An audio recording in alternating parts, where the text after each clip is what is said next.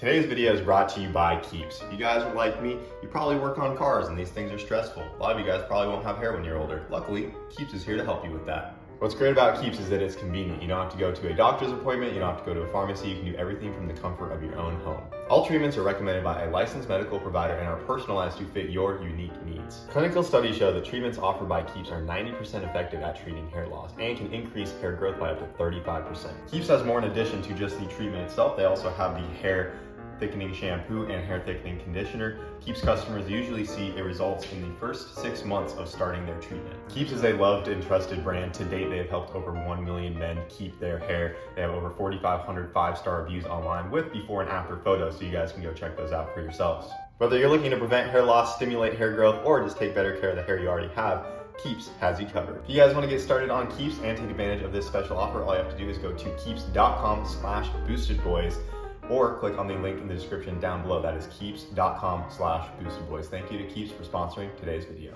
All right, guys, we are back from World Cup, coming off a 490 in the 8th mile in the MR2, but we wasted no time. As you can see, we got this thing on the lift. We already went ahead and tore this thing completely apart, and we got our billet block engine right here, and I'm getting ready to take this over to JBR to see if we can't find out why this happened right here. As you guys saw in that last run, we freaking blew a massive hole in the valve cover from all of the crankcase pressure. We built almost 20 PSI, and that just exploded the front side of that valve cover, shot oil out everywhere with it. I don't think anything else is wrong with the engine. We just want to find out why that happened. We're thinking that it might have a wash piston ring or something along those lines, because we did change fuel pressure, and there was a moment when this car was running really rich when we first fired it up. So there's a potential that we washed a ring out or something along those lines, but we won't know until we get this taken apart, because this should not be building that much crankcase pressure. But we did crank it while it was in the car. Everything seemed happy and healthy. I don't think there's anything catastrophically wrong with the engine, but that's why I want to get over to JBR just to double check, pull this thing apart, and make sure we don't do any further damage to this thing, and see if we can find out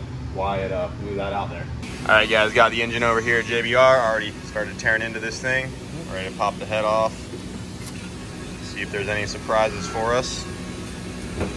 I think when we compression checked it, it was cylinder number 1 that had like 10 less PSI. Oh yeah, maybe right there. It does have some streaking. So we just got the pan off. We're working on getting the number 1 cylinder out right here. Looks like a little water got in there as well. Yeah. The bearings look good though. Nothing wrong there, so that's a good sign.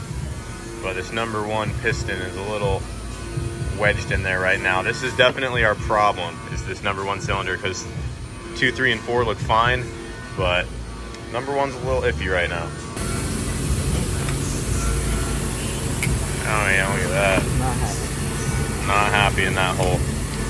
So what causes the streaking on the side right here? That's just no lubrication due to either water or too much fuel. That happens in the board. Yeah, well, definitely looks like some water got in there. Yeah.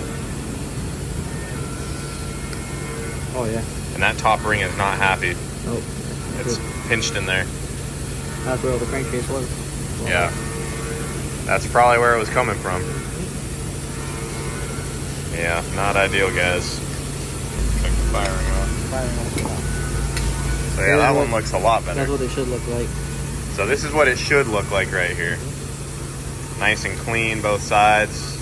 That means the piston's nice and lubricated. The ring's, you know, moving freely. It's not pinched. Whereas on number 1, we got these gnarly black streaks right here. And it definitely looks like water was getting in there from somewhere. Yeah. And we're not sure exactly where. Yeah, it had to come in through the head somewhere, because the block's obviously a solid block. Yeah. Well, we're not 100% sure what caused that. We will look into it, but that is definitely where all of the crankcase pressure came from. All right, guys, so we also pulled the head apart. We got it right over here along with the valves. All the springs and stuff look great. Yeah. We did have a couple of guides break on us as well.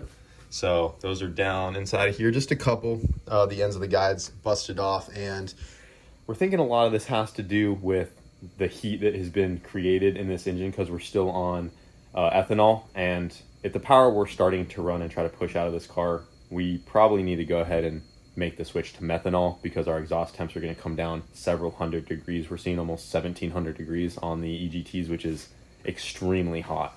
So all of the exhaust valves are no good. Bent. Yeah, like they're pretty bent. 20, 30 thou bent. Really toasty, as you can see. Building up a whole bunch of carbon that looks like pump gas, and it's not pump gas. Yeah, it should not look that dirty and crusty on ethanol. Yeah. So we're building a ton of heat in these things. They're very colored. You can actually see right here. You want to put your light. We got 2 valves in cylinders. This 4. This is cylinder 4, yeah.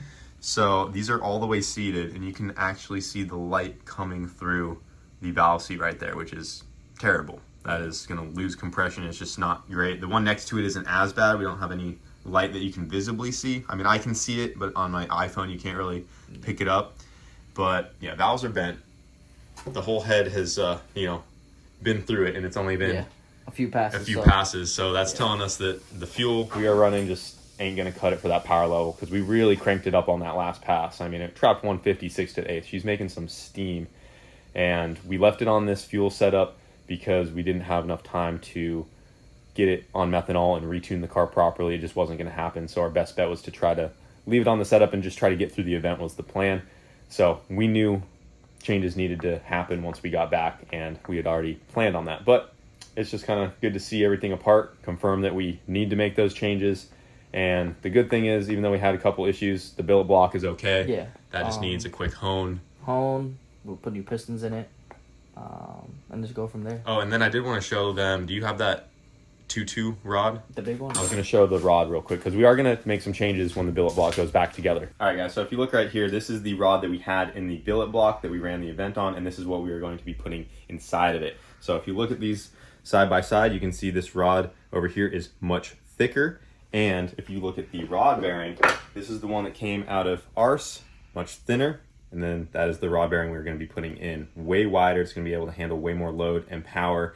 And the difference between these is the rod that we had in the car was a K20 rod for a straight 2-liter K-Series engine. The reason we put that in there was because I was going to stroke the engine to a 2.2 liter and use an aftermarket crankshaft to run these bigger rods, but the crankshafts were on back order. We already had all the parts together to put a backup engine together for the 2-liter, so we had the crank and all the rods and stuff ready to go. So we just put that stuff in the billet block to make the event. But the original plan was to do this bigger, beefier rod here, and that's what we are going to be putting in it this next time around. And we should see even more life and more power potential out of this. And then it's like full-blown max mods. This is the same setup that they run in the rear-wheel drive tube chassis cars that are running 5s. If you guys saw that purple and white car that I had in the video that ran like a 5.8 something, that's the PMAR car. JBR builds the engine for them as well, and they did back-to-back 5-second passes. They actually won their class,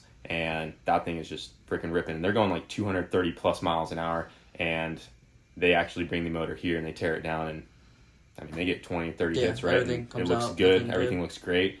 They're also on methanol, so all their stuff is a lot happier. So we're starting to figure out what we can do to achieve those power levels without, hurting stuff. I want to try to make it as reliable as we can, but we are at a level now where this stuff is just getting great. We have to take these steps to keep these things together. So this was just put together to make the event. Luckily, the block survived. Everything's good to go there. And another thing that this is going to help us with is just figure everything out, because when the time comes, when the NSX comes along, I want to have as much info and find the best combination and find out what works best for us for when the NSX happens, because I don't want that car to be a trial and error the whole time. If we can learn stuff here with the MR2, get that figured out, once the MR2 or the NSX chassis is ready, we can just drop something in there and go rip that thing. So that's where we're at right now. So we're going to need new valves, refresh the head. We have to get new internals for the billet block. It just needs a hone on that sleeve. Hone and probably notch for the stroker. Oh, and then a little bit of notching because of the stroke. Rod. Yeah. It is a little bit of a shorter rod too. So, I mean, stubbier would probably also be a little stronger. Yeah. So, yeah, bad boy rod right here. The next time around, the billet block will be as built as it can possibly be. But hey, we made it to the event. Almost ran a PB if that thing went in 5th gear. And it would have went. It was on a rip. So we got some changes to make, but these were changes we already knew that were going to happen. We just wanted to try to make it to World Cup. So we'll be back later to pick up our billet block, hopefully soon. Yeah, a month or so try to whenever knock they it get out. to it. So that's the plan, boys. So now that we're back from JBR and we found out why the engine had so much blow-by, I'm going to go ahead and tear into the Quaife sequential transmission here and see why this thing was making so much noise in 2nd gear, and see if it was a good call to swap this one out for the new one down there and, not make that next pass. See if it was just on the verge of letting go, or it's something not that big of a deal and we should have just ran it anyways, because that one didn't want to go into 5th gear for some reason. But this is the OG transmission that I had from the very beginning. This is my first sequential that I ever purchased. We broke it twice since I have owned it over the years, which I think is pretty good considering both times it broke were my fault. I don't know if you guys remember the first time I broke this thing was when it broke 4th gear because I had the detent on the shifter too loose and it did like a double engagement sort of deal. And it broke 4th, I fixed it. And then the other time it broke was when I forgot to turn my slipper on the MR2 and I broke a single tooth off the crown gear on the final drive because the car wheel hopped really bad because the slipper was not activated and I just dumped the clutch on a very sticky track. It did not like that. But overall, this transmission has held up great. So I wouldn't consider it broken right now, just making some noise and in need of some maintenance. So hopefully we open this thing up and it's not too bad in there and we'll see why it was so dang noisy. So I guess this video is just finding out all of the expensive stuff we broke. So I'm gonna go ahead and set up the phone here, do a time lapse. I already went ahead and pulled the shift mechanism out right here and the detent spring that went in that guy. So I'm gonna go ahead, pull the case apart and see what's inside.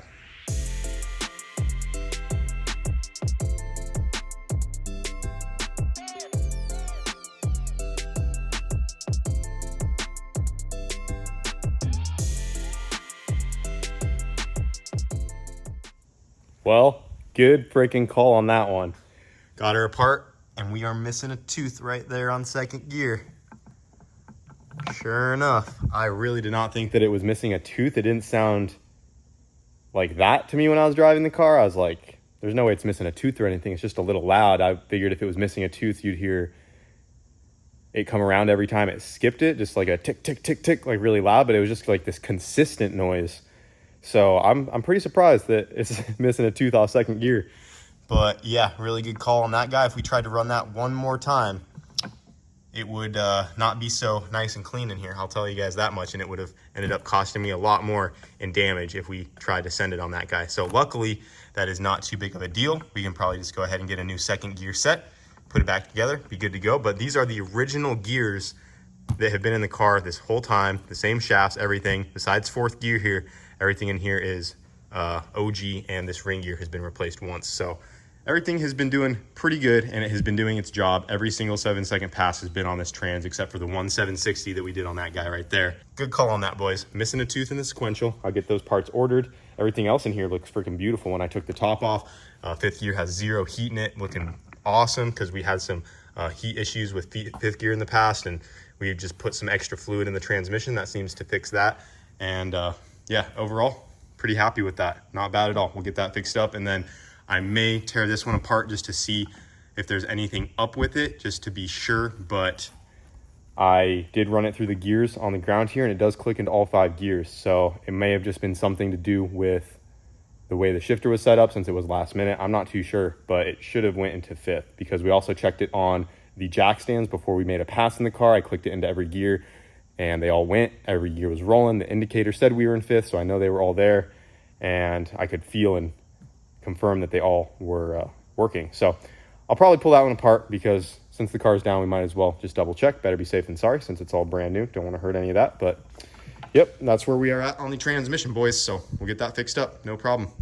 Well, guys, I got to update you real quick. So it's not as simple as I originally thought, which kind of sucks. This just probably went from a few $100 fix to probably a solid $1,400 fix. Race cars are so fun, but I should have realized this right away. If you look right here, 2nd gear is actually a part of the input shaft. You can see it is all one piece. 2nd gear, this reverse gear, and 1st gear are all machined into the input shaft itself. The only free-floating gears apart from this are 4th gear, 5th gear that goes up here, and 3rd gear. These all slide onto the input shaft. But since we broke a tooth on 2nd, and that is a piece of the input shaft itself, that means we have to get a whole new input shaft and not just the gear itself, which is much pricier. So yeah, fun. Well, we got some stuff to fix, but she'll be back. Yeah, I'd still call it a win overall. I mean, for putting the whole car together as quick as we did, and then making that last pass before the valve cover exited the chat, shows a lot of potential for this setup. So yep, in due time, we'll get it back together, and then we'll actually go put up a baller number that we wanted to do at World Cup. Yeah, it's gonna happen, boys. But right now, the MR2 is gonna be back down for a little bit while we plan a couple more things, make some changes, and it'll be better than ever because now we don't have to rush it for World Cup. Now we got one whole year to try again. Yeah, We got some big changes also that we're going to probably make. We'll tell you more about that later too. So now that we have more time to do it. I mentioned some like fuel, methanol stuff. Okay, Yep, okay. yep. So yeah, that'll be a fun new adventure for us. I'll let them know that the EGTs were spicy. Yeah, they were a little warm. So I wasn't worried though. And another thing I did want to mention that I didn't add during all that is our passes were not perfect. We had the fuel pump back out right away. The engine leaned out. And we also had many instances where this thing saw rev limiter, especially on that last pass where I was trying to go into fifth and fourth gear was just riding limiter. That is extremely hard on stuff. So it's hard to say the condition of everything if we had just clean passes without any issues, because at this level, any little issue can be a major problem. Yeah. So I wanted to throw that in there too. Yeah. There was a lot of limiter, and there was definitely metal transfer on one of the plugs. That one time it leaned out. Yeah, so, it got hot. yeah. So yeah, I mean, no excuse. It is what it is. But all things considered, I'd still call that a win, and we'll readdress it. And now that we're not rushed, we'll have time to dial it all in. Yep. But hey, you killed it getting it together Thank for you. the event. We tried, man. Nobody can say we didn't try. Yep. So hey, we made it. yeah, we got our sticker. We got our the certified badass thing. sticker. Yep. So we're freaking good, dude. That's all we needed. Yep. Next But- year, we're actually going to compete. Yep. This year, just get the car. There's there. a chance next year we might have an NSX in that race. We don't even know yet. Yep. Don't even know. Who knows, man? What a year holds. Yeah, but for right now, we're done with the MR2. Tapped out on that thing. Put it in the back. Wyatt's gonna get 40, his dude. truck together soon, and Yep. I'm gonna be focusing on some other stuff for the end of the year. truck needs to make a comeback. Yep, the Back. truck's been sitting, Yeah. but She's been should be ready. neglected. And we're also gonna be racing in La Mullet's coming up this weekend. If you guys are coming out to that, we will be there. Me and Brent racing, and Wyatt and Jamie. Yep. We're taking home whatever the prize is, man. Just putting it out there now. Yep, she's coming on with Speaking us. it into an existence, you know? So let's do it, man. It's going to be a fun week. A lot to come in the future. Yep. But yeah, now that we are kind of unwound from World Cup, we're getting back at it. So thank you guys for watching, and we'll see you later.